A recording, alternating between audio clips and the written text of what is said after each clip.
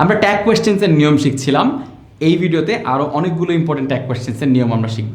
প্রথমত ট্যাগ কোয়েশ্চেনে আমরা যে নেগেটিভ ফর্মগুলো ব্যবহার করি সেগুলোকে সাধারণত কন্ট্র্যাক্ট করা হয়, অর্থাৎ সংকোচন করা হয়। আমরা কখনো ক্যান নট বলি না, আমরা বলি কান্ট। বা আমরা কখনো উইল নট বলি না, আমরা বলি ওন্ট। আমরা ডিড নট বলি না, আমরা বলি ডিডন্ট। আমি যদি বলি he will go to the school, won't he? He will go to the school, won't he? আবার আমি যদি বলি he worked really hard, didn't he? অর্থাৎ আমরা ডিড নট হি না বলে ডিডন্ট হি এই কথাটা বলে থাকি।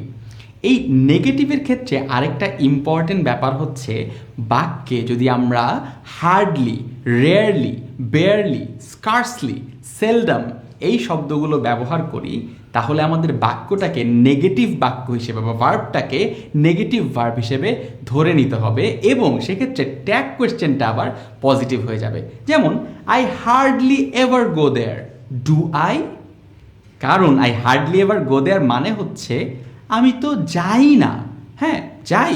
ওই হার্ডলি এভার গো দেয়ার শুনতে কিন্তু পজিটিভ মনে হয়, কিন্তু এটা আসলে নেগেটিভ। তাই এইটার যে ট্যাগ কোয়েশ্চেনটা হবে ওইটা নেগেটিভ হবে। আমি যদি বলি I barely know you, do I? Tag কোয়েশ্চেনে ডু আই হবে, ডোন্ট আই হবে না। একইভাবে আমরা অনেক আগে শিখেছিলাম লিটল কথাটাও কিন্তু নেগেটিভ। যেমন আমি যদি বলি I have little water in my pot, I have little water in my pot, do I?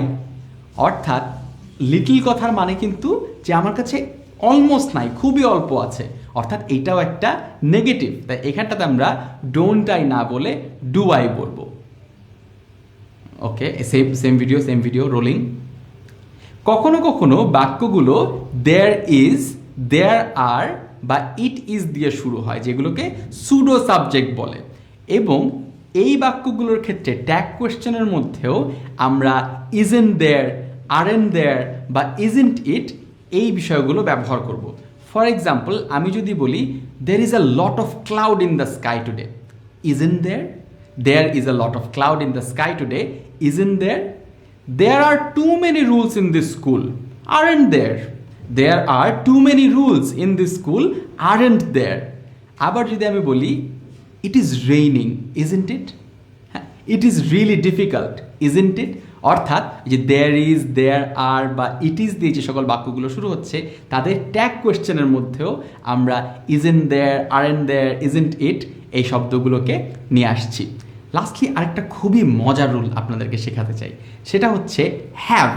এই হ্যাভ শব্দটা খুবই মজার, কারণ হচ্ছে এটা কখনো কখনো প্রিন্সিপাল ভার্ব হিসেবে ব্যবহার হয়, আবার কখনো কখনো অক্সিলারি ভার্ব হিসেবে ব্যবহার হয়। তাই এইটা দিয়ে ট্যাগ কোয়েশ্চেন করবার সময় একটু সাবধানে থাকতে হবে। যদি আমি বলি আপনাকে যে মূল বাক্যটা হচ্ছে আই হ্যাভ আ পেন, আমি এটা ট্যাগ কোয়েশ্চেনে যদি বলি হ্যাভেন্ট আই, তাহলে কিন্তু একটু ভুল হয়ে যাবে। কারণ আমরা কিন্তু ট্যাগ কোয়েশ্চেনে সবসময় অক্সিলিয়ারি ভার্ব নিয়ে আসছিলাম। আই হ্যাভ আ পেন এই বাক্যে হ্যাভটা কিন্তু অক্সিলিয়ারি ভার্ব না, এটা প্রিন্সিপাল ভার্ব। কারণ হ্যাভ মানে থাকা, আমার আছে, অর্থাৎ অক্সিলিয়ারি আকারে এখানে হ্যাভ ব্যবহৃত হচ্ছে না, প্রিন্সিপাল আকারে ব্যবহৃত হচ্ছে।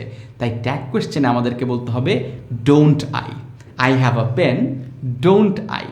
কিন্তু যদি আমি বলতাম যে আই হ্যাভ ইটেন রাইস বা হি হ্যাজ ইটেন রাইস, সেক্ষেত্রে আমাদেরকে ট্যাগ কোয়েশ্চেন করতে হতো হ্যাভেন্ট আই, হ্যাজেন্ট হি? অর্থাৎ এইখানটাতে হ্যাভ বা হ্যাজ একটা অক্সিলিয়ারি ভার্ব, এবং সেই কারণটাতে এই অক্সিলিয়ারি ভার্বটাকে আমরা ট্যাগ কোয়েশ্চেনে ব্যবহার করতে পারবো। তাই হ্যাভ দিয়ে যখন কোনো মেইন বাক্য দেখবেন, আগে নিশ্চিত হবেন যে সেটা কি আদৌ প্রিন্সিপাল ভার্ব, অর্থাৎ ওইটার মানে কি কোনো কিছু থাকা বা কোনো কিছু পজেস করা, নাকি ওই হ্যাভ বা হ্যাজকে শুধুমাত্র প্রেজেন্ট পারফেক্ট বোঝানোর জন্য বা পারফেক্ট টেন্স বোঝানোর জন্য নিয়ে আসা হয়েছে একটা অক্সিলিয়ারি ভার্ব হিসেবে। যদি অক্সিলিয়ারি ভার্ব হয় তাহলে সেম ভার্বটাকে আপনি ব্যবহার করতে পারবেন আপনার ট্যাগ কোয়েশ্চেনে। যদি অক্সিলিয়ারি ভার্ব না হয় তাহলে আপনাকে ডু বা ডিড দিয়েই বাক্যটি শেষ করতে হবে ট্যাগ কোয়েশ্চেনে।